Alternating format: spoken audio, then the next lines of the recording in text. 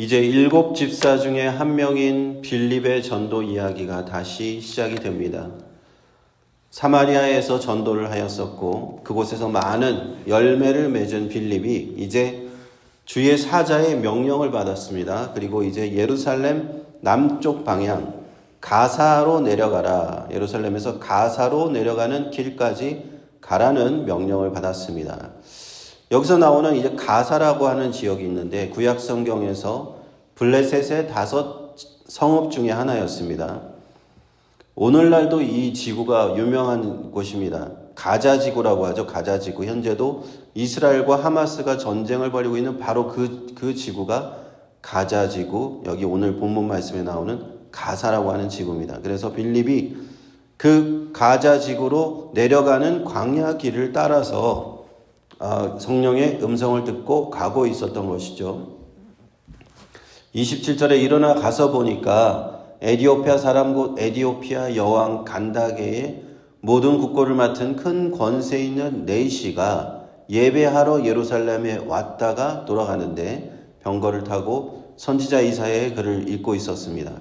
근데 빌립이 가사로 내려가는 그 광야 길에 같이 가고 있던 사람이 있었죠. 그 사람이 바로 남쪽으로 가고 있던 병거를 타고 있던 마차 같은 것이었겠죠. 그것을 타고 있었던 에디오피아 왕국에서 국고를 맡은 아주 권세가 있는 그런 네시였다 하는 겁니다. 예루살렘에서 순례를 왔다가 돌아가는 길이었어요.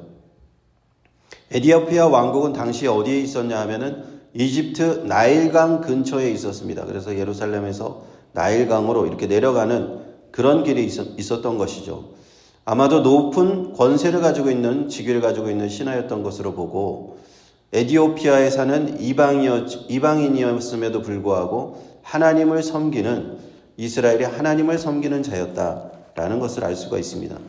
그러면서 그는 이사야의 글을 보통 우리가 70인역이라고 부르는 당대의 구약 성경 히브리어를 헬라어로 번역한 성경입니다. 당시의 사람들은 헬라어를 주로 알기 때문에 헬라어 성경을 읽었습니다. 그 70인역 헬라어 성경 중에서 이사야서를 읽고 있었다.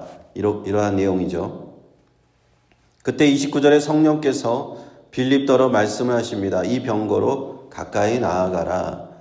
그렇게 지시하시고 빌립은 병거를 따라서 병거가 움직이고 있으니까 달려가면서 그 네시 곁으로 간 것입니다. 그때 네시가 큰 소리로 이사야서를 읽는 것을 들었어요.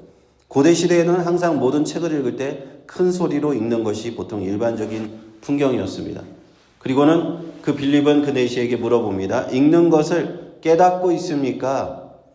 네시는 대답하죠. 지도하는 사람이 없는데 어떻게 깨달을 수가 있습니까? 하면서 빌립에게 청해서 병거에 같이 앉으십시다. 이렇게 청한 것입니다. 우리가 오늘날도 이사야서를 읽어보면 우리도 그 뜻을 쉽게 공부하지 않으면 깨닫기 어려운데 당시에도 마찬가지였던 거예요. 에디오피아 네시도 이사야서를 보면서 깨닫기가 어려웠던 것이죠. 그리고 이방인으로서 가끔씩 이런 절기에만 예루살렘의 순례자로서 왔다 갔다 하는 상황이었다면은 그 예루살렘에 살고 있는 사람도 아니고 유대인도 아니었기 때문에 성경을 해석해 줄 사람을 찾기도 어려운 형편이었을 겁니다. 그래서 그냥 그 이사야서를 읽고 있기만 하는 그런 형편에 있는 사람인데 빌립이 다가와서 그 이사야서를 깨닫느냐라고 물어봤을 때 이 사람이라면 나에게 이 성경을 이해시켜 줄 수 있겠다. 그래서 태운 것입니다. 그 네시가 읽고 있었던 그 이사야서의 구절은 이사야서 53장 말씀이에요. 그것은 우리가 고난받는 주의 종에 대한 예언의 말씀이라 하는 그 말씀입니다. 바로 우리 주님 나사렛 예수에 대한 예언의 말씀이에요. 예수님께서 고난받으시고 사지로 가는 양과 같이 끌리고 털 깎는 자 앞에서 어린 양의 잠잠함과 같이 입을 열지 않으셨다. 예수님께서 십자가 지기 전에 그 고난받으시는 그 장면에 대한 이사야서의 예언의 말씀인 거예요. 우리는 주님의 예언의 말씀을 보면서 어떻게 에디오피아의 네시가 하필이면 그 시간에 그 말씀을 보고 있었을까? 참 이렇게 우연이라면 기가 막힌 우연이겠다라는 생각이 들지만요. 우리는 이러한 것을 가지고 성령의 역사라고 말할 수가 있는 겁니다. 우리가 분명히 인생에서 우연같이 느껴지는 그런 순간의 찰나들이 있습니다. 그런 순간들이 있는데 사실은 우연이 아닌 거예요. 어떻게 네시오피아의 네시가 그때에 병거를 타고 마침 그 빌립이 갈 수 있는 그곳으로 갈 수 있었던 것인가? 어떻게 예수님에 관한 예언의 말씀을 읽고 있었던 말인가? 성령께서 이렇게 기가 막히게 타이밍을 맞춰주신 것을 우리는 성령의 역사라고 말할 수 있는 거예요. 실제로 우리의 삶에서도 그러한 일들이 일어납니다. 정말 이거 기가 막힌 타이밍으로 하나님께서 만나게 해주시고 하나님이 그 사람에게 복음을 전하게 하시고 그 사람이 그것 때문에 하나님을 만나고 예수님을 만나는 그러한 일들이 실제로 일어나고 있어요. 그때 네시가 빌립더러 말합니다. 청컨대 묻노니 선지자가 이 말 한 것은 누구를 가리킴이뇨? 자기를 가리키뇨며 타인을 가리킴이뇨? 라고 물어봅니다. 이 네시의 질문은 굉장히 수준 높은 질문이에요. 훌륭한 질문입니다. 아직까지도 이러한 질문을 가지고 이스라엘의 학자들 또 세계의 학자들은 이 이사야서를 공부하는 그런 질문들을 아직도 그 박사급의 사람들이 이런 질문을 하는 거예요. 이사야서를 읽는 수많은 사람들이 궁금해했던 바로 그 질문. 이사야 선지자가 말한 그 고난받는 주의 종이라는 사람이 누군가 하는 거예요. 이사야 선지자 본인을 가리키는 것인가? 아니면 다른 누군가를 가리키는 것인가? 하는 질문이에요. 많은 다양한 논문도 나와 있고 그것에 대한 다양한 해석도 나와 있지만 빌립은요, 이 7 집사 중 한 명인 빌립은 그 질문을 들었을 때 곧바로 대답할 수 있었습니다. 왜냐하면 정확한 대답을 알고 있거든요. 그것은 바로 이사야 선지자가 예언한 바로 그 예언의 내용이 자기와 동시대에 이루어졌다라는 것을 그는 알고 있는 거예요. 그 생생한 증언들을 하고 있는 사람들이 지금 살아있다. 12사도를 비롯해서 모든 제자들이 예수님을 따르다가 예수님이 십자가에서 고난받으시고 죽으시고 부활하신 그 산 증인들이 지금도 살아있는 거예요. 그래서 빌립은 7 집사 중 한 명이었던 빌립은 그 네시의 질문에서부터 시작하여서 예수를 가르쳐 복음을 전하였다 하는 겁니다. 얼마 전까지만 해도 사마리아 성에 올라가서 북쪽이었죠. 예루살렘 북쪽에 있는 사마리아 성에 올라가서 하나님 나라와 예수 그리스도의 복음에 관해서 복음을 가르쳐주던 그가 그래서 사마리아 성에서 수많은 남녀가 예수 믿고 세례를 받았던 일들이 바로 얼마 전에 일어났었는데 이제 빌립은 그 구원의 복음을 멀리 이집트 땅에서 온 에티오피아에서 온 순례자 네시에게 전하고 있는 겁니다. 그렇게 전도를 통해서 복음을 듣게 된 에티오피아 네시는 그의 마음을 열었습니다. 본래 이스라엘 하나님 여호와 하나님을 경외하는 이방인이었지만 이제 그 하나님께서 그를 사랑하셔서 이 사람에게 예수 그리스도 복음을 전하라 빌립을 통해서 전하게 하시고 그는 마음을 열었습니다. 그래서 세례를 받기를 원했고 그는 병거를 멈추고 빌립과 함께 내려서 강가에 내려서 빌립에게 세례를 받게 되었습니다. 37절에 보시면 이제 없음이라고 되어 있는 부분은 거기를 설명해 드리면은 우리가 그 신약 성경이 사본들로 이루어져 있는데 가장 오래되고 신뢰받는 사본들이 우리가 신의 사본, 바티칸 사본, 알렉산드리아 사본 이렇게 이름이 있습니다. 그 아주 중요한 고대 신뢰받는 사본들을 토대로 우리가 신약 성경을 보고 있는 건데요. 그런데 그 외에도 수백 개 이상의 사본들이 존재해요. 그래서 다른 사본들을 보니까 우리가 신뢰할 만한 사본에는 없는 구절이 있는 거예요. 그래도 그거를 빠뜨리기도 그러니까 39절에 그렇게 넣어놓은 겁니다. 그러면서 없음이라고 써놓는데 다른 사본에는 뭐라고 되어 있냐? 그 37절에 있는 겁니다. 빌립이 이르되 내가 마음을 온전히 하여 믿으면 가하니라. 대답하여 이르되 내가 예수 그리스도께서 하나님의 아들이신 줄 믿노라 하는 내용이 그런 조금 신뢰가 떨어지지만 다른 사본들에는 있기 때문에 그래서 이렇게 구절을 넣어놨다 하는 것입니다. 이렇게 사본을 연구하는 비교 연구 사본이 굉장히 수백 가지거든요. 신약 성경에 원본은 없어요. 원본은 당시에 무슨 원본이 있고 그걸 카피해서 쓴 것이 아니기 때문에 다 사본만 지금은 존재합니다. 그 중에서 그래서 사본을 비교 연구하는 그 학문을 신학의 한 학문인데 사본학이라고 이제 부르죠. 어쨌든 그렇게 해서 이 두 사람이 물에서 올라와서 주의 영이 빌립을 이끌어 가였는데 놀라운 일이 벌어진 겁니다. 주의 영 성령께서 이제 빌립을 순식간에 이끌어 가셨다. 이것을 원문을 보면은 갑자기 데려갔다, 붙잡아갔다, 낚아챘다 하는 의미가 있어요.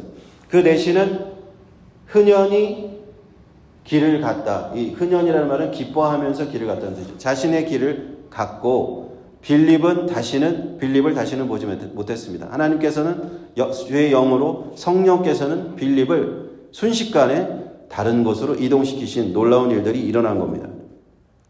그리고 아소도 지역에 나타났다고 되어 있는데 40절에 보면 아소도 지역은 가사 지역에서 빌립이 내려가려고 했던 그 가사 지역에서 북쪽으로 한 30km 정도 떨어진 지역이에요.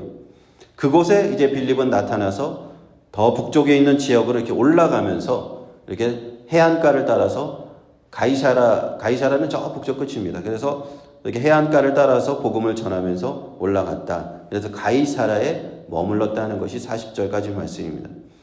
후에 빌립이 나중에 한 번 더 등장을 하게 돼요. 사도행전 21장에 한 번 더 등장하게 되는데 그때는 4명의 딸이 빌립과 함께 등장합니다. 그러니까 상당한 좀 시간이 흐른 후에 빌립과 4명의 딸, 그 4명의 딸도 빌립과 마찬가지로 예언하는 딸들이다라는 기록이 이제 21장에 가면 나옵니다. 빌립이 성령 충만하였고 가이사라에 가서 복음을 전하였고 그곳에서 아마도 결혼을 하였나 봅니다. 그래서 4명의 딸을 두었다 하는, 역시 아빠를 닮아서 이 딸들도 굉장히 영적으로 뛰어난 성령이 충만한 딸들이었다라는 것을 이제 나중에 우리가 보게 될 것입니다. 이제 복음은요, 전도자 빌립을 통해서 이 7집사 중에 한 명인 전도자를 통해서 사마리아에 이어 이제 에디오피아 네시에까지 전해지는 겁니다. 훗날에 이제 교회 전통으로 이제 전해주는 구절에 따르면은 이 네시는, 이때 복음을 받은 네시는 훗날에 자기 민족으로 돌아가서 선교사가 되었다라는 그런 내용이 전해지고 있습니다. 이 모든 일들은 성령께서 주도하시는, 그 주도적으로 행하신 일들이에요.